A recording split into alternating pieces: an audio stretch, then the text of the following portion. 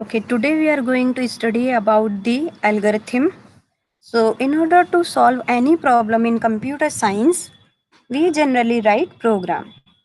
Before writing the program in any programming language, it is always better to write informal description of the solution, which is also called algorithm. तो हमारे पास कुछ समस्या है और उस समस्या को सॉल्व करने के लिए हम कंप्यूटर साइंस में प्रोग्राम्स लिखते हैं। वो प्रोग्राम आप किसी भी लैंग्वेज में लिख सकते हैं, सी लैंग्वेज में लिख सकते हैं, सी प्लस प्लस में लिख सकते हैं या फिर आप जावा में लिख सकते हैं। तो प्रोग्राम को लिखने से पहले हमको एल्गोरिथम लिखना आना चाहिए और एल्गोरिथम बेसिकली किसी भी प्रोग्राम के लिए एक ब्लूप्रिंट की तरह काम करता है। सपोज करो कि हमारे पास एक प्रॉब्लम है, उस प्रॉब्लम को सॉल्व करने के लिए हमारे पास 4 सॉल्यूशंस अवेलेबल हैं।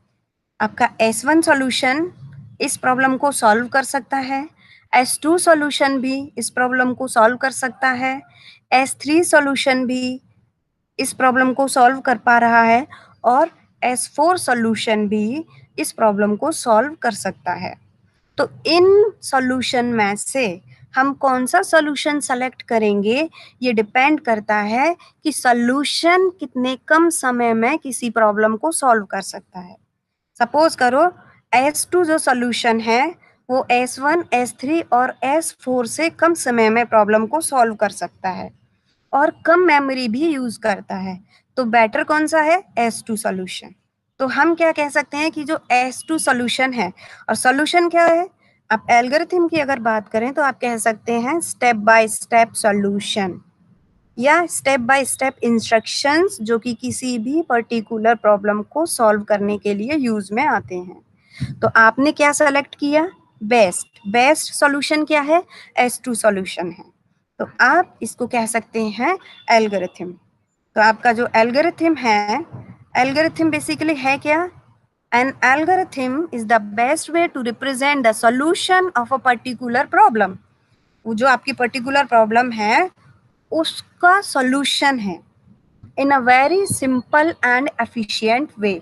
दैट मीन्स कि आप कह सकते हैं कम समय में और कम से कम मेमोरी का उपयोग करते हुए एक ऐसा सॉल्यूशन जो उस प्रॉब्लम को सॉल्व कर सकता है। If we have an algorithm for a specific problem, then we can implement it in any programming language. अगर हमारे पास किसी भी समस्या का समाधान करने के लिए हमारे पास एल्गोरिथम है तो हम उसको किसी भी लैंग्वेज में इम्प्लीमेंट कर सकते हैं। अगर आपने किसी प्रॉब्लम को सॉल्व करने के लिए एल्गोरिथम लिख ली है तो उस एल्गोरिथम को आप किसी भी लैंग्वेज में इम्प्लीमेंट कर सकते हैं। उस एल्गोरिथम को आप सी में इम्प्लीमेंट कर सकते हैं, सी प्लस प्लस में कर सकते हैं, जावा में कर सकते हैं या कोई भी ऐसी प्रोग्रामिंग लैंग्वेज जिसमें आप कन्वर्ट करना चाहें आप इम्प्लीमेंट कर सकते हैं। तो हम ये कह सकते हैं कि आपकी जो एल्गोरिथम है वो प्रोग्रामिंग लैंग्वेज से इंडिपेंडेंट होनी चाहिए। Therefore, algorithm refers to a set of rules or instructions that step by step define how a work is to be executed upon in order to get the expected result.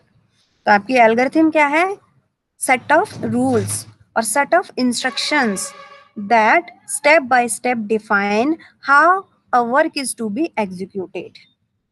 ठीक है, जिससे कि आप expected result प्राप्त कर सकें।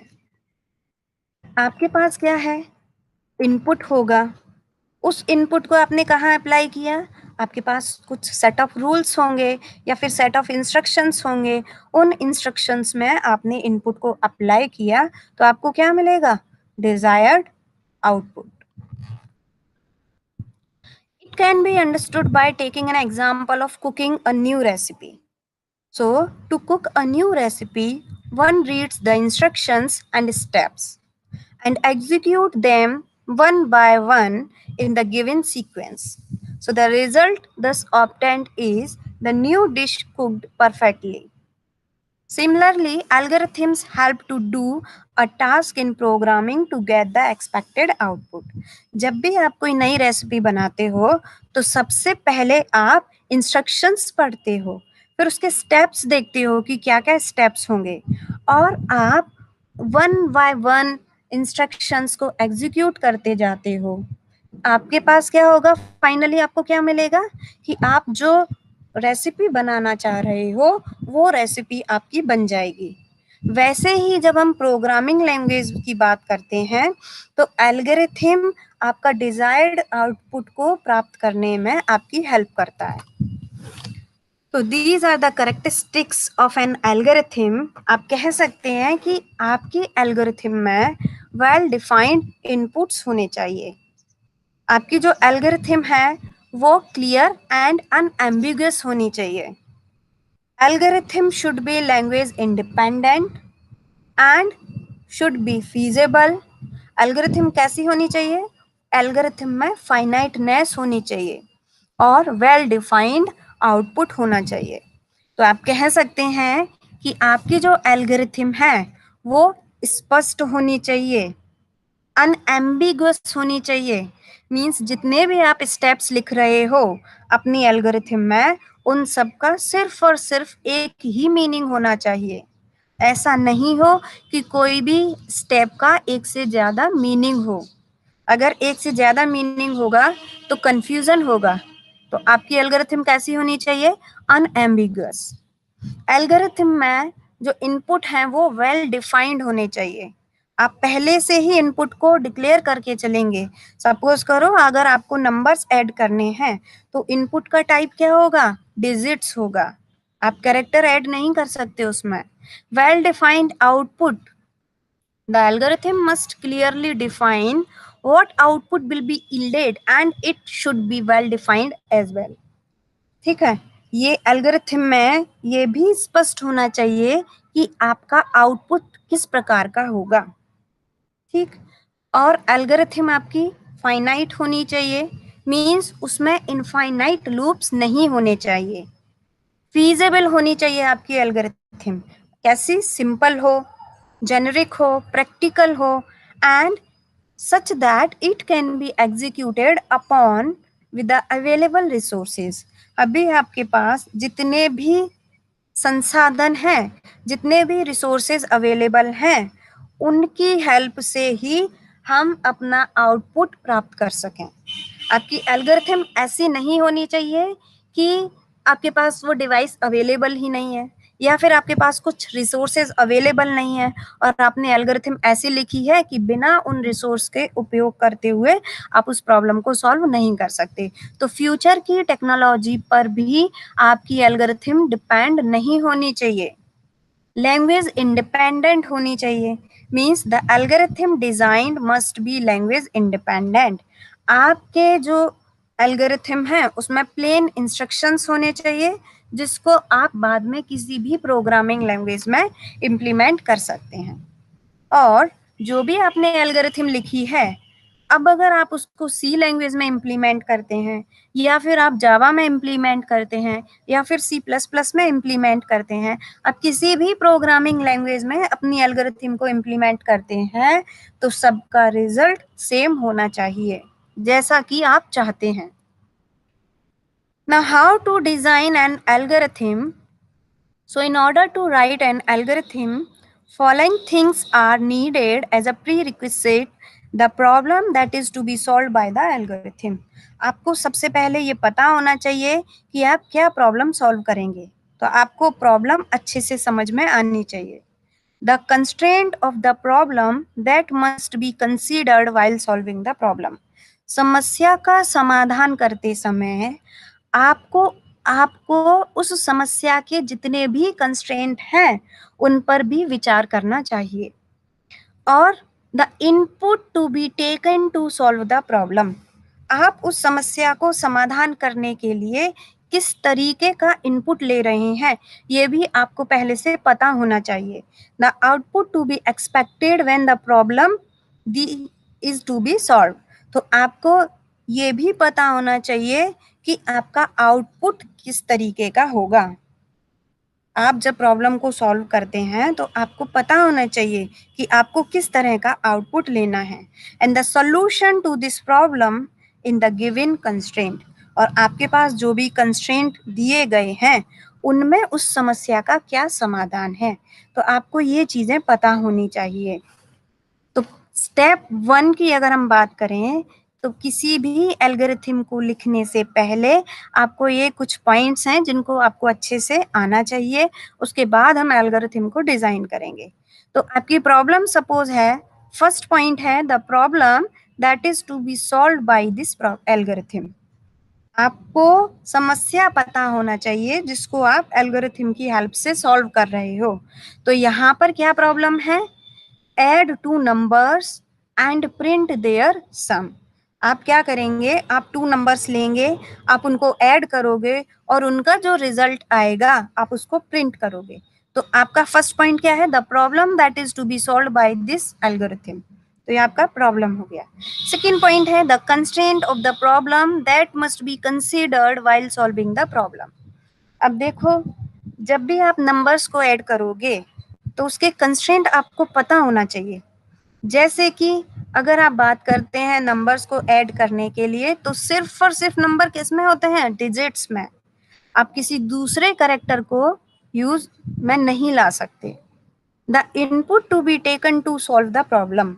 अब देखो, उस समस्या के समाधान के लिए आपको इनपुट लेना है। तो इनपुट क्या होगा, जब आप 2 नंबर्स को ऐड करोगे तो इनपुट क्या हो गया, कोई भी 2 नंबर्स।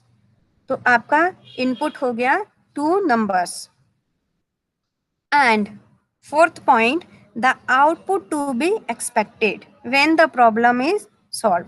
जब भी आप समस्या को सॉल्व करते हो तो आपको आउटपुट आपके अनुसार मिलना चाहिए जैसा कि आप चाहते हो।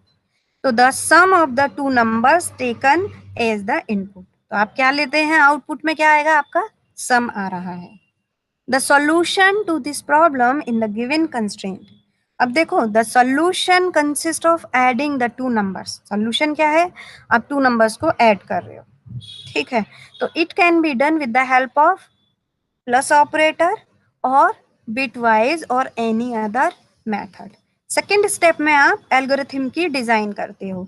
ये जो स्टेप है, स्टेप 1 में जितने भी पॉइंट्स हैं ये एल्गोरिथम लिखने से पहले आपको पता होना चाहिए। जब आपने स्टेप 1 कंप्लीट कर लिया तो आप स्टेप 1 के बेसिस पर स्टेप 2 करोगे। और स्टेप 2 क्या है कि आप एल्गोरिथम की डिजाइनिंग करोगे। तो आपने एल्गोरिथम किसके लिए लिखना है, 2 नंबर्स को ऐड करना है और उनके सम को प्रिंट कराना है। तो सबसे पहले आप स्टार्ट करते हो। सेकेंड पॉइंट में अब आप क्या करेंगे कि आपको 2 नंबर्स को ऐड करना है और उनका कहीं एडिशन भी तो स्टोर होगा। तो आपने 3 नंबर्स लिए या 3 वेरिएबल्स लिए, ए बी एंड सम। तो there are 3 variables a b और सम किसके लिए, जिसमें आप a प्लस बी का रिजल्ट स्टोर करोगे, ठीक है। यहाँ पर आपने वेरिएबल को डिक्लेयर किया है। वेरिएबल डिक्लेरेशन का मतलब है कि आपने मेमोरी में स्पेस रिजर्व कर लिया। तो आपने कितने स्पेस रिजर्व किए हैं, 3। उनके नेम क्या है, एक तो आपने ए नाम से वेरिएबल रिजर्व किया है, मींस मेमोरी अलोकेट की है। दूसरा आपने बी नाम से मेमोरी अलोकेट की है और तीसरा आपने एक सम नाम की भी मेमोरी अलोकेट की है। अब आप क्या करेंगे कि enter the value of A and B. तो ए और बी जो स्पेस है वहां पर क्या एंटर करते हैं, ए और बी की वैल्यू। फिर उसके बाद आप इन दोनों नंबर्स को ऐड करते हो। तो add the value of A and B. अब आप ए और बी का एडिशन कहाँ स्टोर करते हो, सम में। तो आपने क्या किया, and store the result in the sum variable that is sum equal to A plus B. अब आप सम को प्रिंट करा सकते हैं और ये आपका लास्ट में स्टॉप। तो ये आपकी क्या है, एल्गोरिथम है। देखो एल्गोरिथम को हमने कैसे लिखा है, अगर आप देखेंगे तो एक इनफॉर्मल डिस्क्रिप्शन है ये।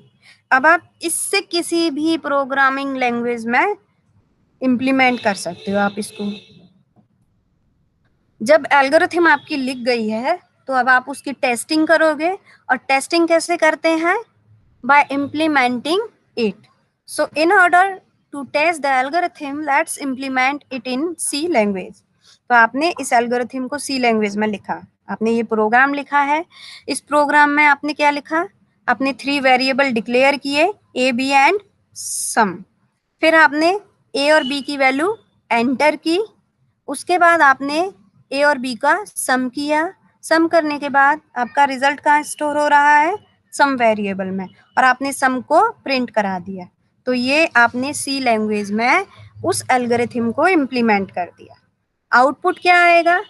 आपने क्या लिखा था? एंटर 2 नंबर्स, तो आपने 2 नंबर्स एंटर किए 12 और 11, तो आपको क्या रिजल्ट मिला? 23। ठीक है, तो आप कह सकते हैं एल्गोरिथम क्या है? एल्गोरिथम किसी भी प्रॉब्लम को सॉल्व करने के लिए स्टेप बाय स्टेप इंस्ट्रक्शंस हैं, या फिर स्टेप बाय स्टेप रूल्स हैं, जिनको एक सीक्वेंस में अगर आप परफॉर्म करते हैं तो आप डिजायर्ड आउटपुट प्राप्त कर सकते हैं। ठीक है।